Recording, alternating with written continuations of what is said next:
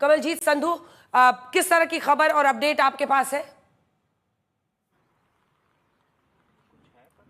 देखिए, पुंछ और राजौरी के इलाकों में काफी देर रात तक शेलिंग होती रही और उससे काफी नुकसान भी हुआ है।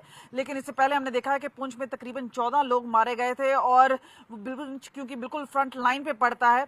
जिस तरह की ड्रोन एक्टिविटी की बात कर रही है, देर रात को राजौरी में भी हमने ड्रोन एक्टिविटी अपनी आंखों से देखी और जाहिर सी बात है ये स्वॉर्म ड्रोन्स हैं तो इनको न्यूट्रलाइज कर दिया गया है।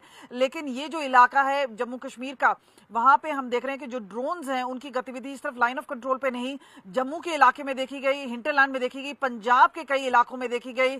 हम बात करें पठानकोट में, जलंधर में, तो वहां पे ड्रोन की गतिविधि देखी गई और उसे तुरंत ही न्यूट्रलाइज कर दिया गया। ये एक एस्केलेशन है। बड़ी बात यह है क्योंकि खास तौर पे बात करें, टिट फॉर टैट रिस्पांस देने की पूरी तरह से कोशिश है। पहली बात है, जो एस्केलेशन है वो लगातार पाकिस्तान की तरफ से रहा है, चाहे वो पहलगाम अटैक हो, चाहे सिविलियंस को टारगेट करने वाली बात हो, या फिर अपनी मिसाइल और ड्रोन लॉन्च करने की बात हो, तकरीबन 15 सिटीज पर। तो यहाँ पर जो प्रोवोकेशन है, भारत ने दूसरी तरफ काफी रिस्ट्रेंट दिखाया है। पहले तो प्रिसिशन स्ट्राइक की है, कोई भी मिलिट्री या सिविलियन टारगेट नहीं किए गए हैं और अपनी तरफ से भारत ने भरपूर कोशिश की है कि जितना भी वो कर सकें। और खासतौर पे जैसे S-400 सुरक्षा चक्र है वो पूरे तरह से लगाया गया है। तो खास तौर पे अगर हम बात करें, जो पूरे मैकेनिज्म्स हैं वो इस वक्त लगे हुए हैं और खास तौर पे ऐसा नहीं है कि पाकिस्तान से एंटिसिपेटेड नहीं था। पाकिस्तान के नापाक इरादे सबके सामने पहले से ही साफ हों, चाहे उनकी तरफ से कोई कार्रवाई ना होना, खासतौर पे आतंकी ठिकानों पर, चाहे लॉन्च पैड्स पर, और लगातार पाकिस्तान ISI और सेना के साथ संपर्क बनाए हुए हैं, जैश ए मोहम्मद, लश्कर तैयबा के।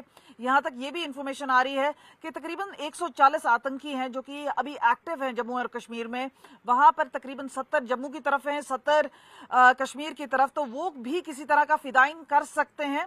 लेकिन इस वक्त क्योंकि दोनों तरफ से टेंशन बनी हुई है तो वो गतिविधि रोकी गई है। लेकिन लगातार हमने देखा है कि पुंछ राजौरी में इससे पहले भी आतंकी हमले हुए हैं, तो लगातार एक तरह से प्रॉक्सी वॉर को वहां पर, क्योंकि देखा है कि 2019 के बाद जिस तरह से यहाँ पे शांति आई है, जिस तरह से टूरिस्ट आने लगे, वहां पे कहीं ना कहीं पाकिस्तान को लगा है कि कश्मीर को इंटरनेशनलाइज करने की पूरी जो मुहिम है वो कहीं ना कहीं असफल होती हुई नजर आ रही है। और इसी वजह से इस तरह की कार्रवाई अपने आप में करना, और जाहिर सी बात है भारत का जिस तरह से रिस्पांस रहा है वहां पे कहीं ना कहीं अचंभे में रहा पाकिस्तान, और अब एक फेस सेविंग करके वो यहाँ पर इस तरह के क्योस और कंफ्यूजन पाने की कोशिश।